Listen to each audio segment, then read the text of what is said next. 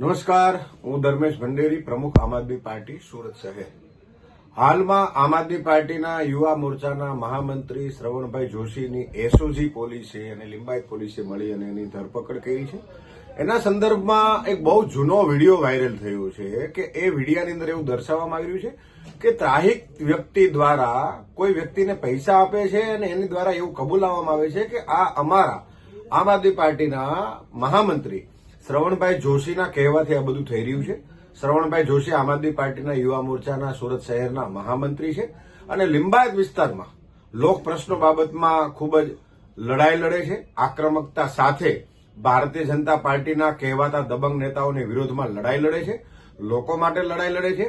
તમે કદાચ જોયો હશે, એમના 3-4 દિવસ પહેલા પોલીસવાળા હપ્તા ઉઘરાવતા હતા, ખોટી પોતાની જગ્યા છોડીને બીજી જગ્યાએ જઈ અને લોકો પાસેથી દંડના નામે મસમોટી રકમ વસૂલવાના નામે પૈસા લેતા હતા અને એનો વિડીયો જે વાયરલ કર્યો છે, એમની ડુપ્લિકેટો કોઈ ડાયરીઓ પણ મળી આવી છે.